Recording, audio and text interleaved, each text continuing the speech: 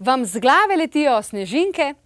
Prhljaj, zoprna nadloga, ki se občasno pojavlja pri približno 45% populacije, ne glede na spol. Prhljaj sicer ni bolezen, vendar zagotovo vpliva na estetski videz, sploh če se pojavlja v res hudi obliki. Vzrok za nastanek je lahko čisto fizičen, recimo okužba z glivico, premalo ali prepogosto umivanje las, pa suha koža, pomanjkanje vitaminov B ali pa psihološki. Na prvem mestu absolutno stres. Lahko pa je tudi posledica sporov v družini ali na delovnem mestu, izčrpanost in drugi neprijetni občutki. Vzrokov je torej res veliko, rešitev pa prav tako. Med najbolj naravnimi, in veste, mi smo pristaši naravnih metod, je izvajanje določenih gibov in stimuliranje meridianov s pritiski na posebne akupunkturne točke. Jasmina in mojster Dao metafizike Dušan Donko nam bosta pokazala, kako se zadevi streže. Poglejmo. Prhljaj, zelo nadležna reč. Moram reči, da sem si sama precej uredila zdravje svojih las, ko sem začela uživati dovolj vitaminov B. In na klepetu.kavi.si imate tudi vprašalnik, ki vam pomaga, da sami ugotovite, a jih imate dovolj, a jih nimate, ker določene zadeve precej kurijo vitamine B.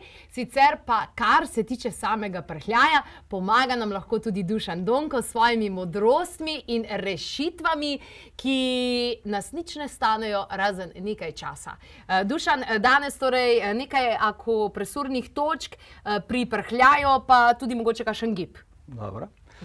Ja, zdaj spet, če pokažemo točke, najdemo dolino harmonije, med palcem pa kazalcem. To smo delali že pri vnetju mehurja? Ja.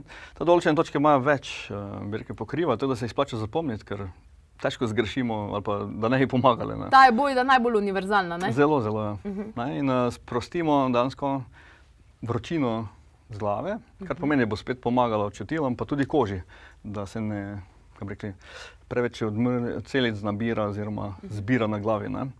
Torej, držimo spet minutko do 3, odvisno seveda od resnosti stanja. In potem opazujemo, kako telo se odzove. Ker ponovadi po minutki ali pa minutki pa pol spusti, tudi če je bilo boleče, in postane prijetno. In potem lahko pa še malo uživamo. Teda naslednja točka dansko je vranica 6, torej nad gležnjem na notranji strani. Tam več damo 4 prste in pritisnemo ob golenico. In ko malce zaboli, potem vemo, da smo zadeli. In spet taka zanimiva, da pomaga telesu pač se malce normalizirati pa ohladiti.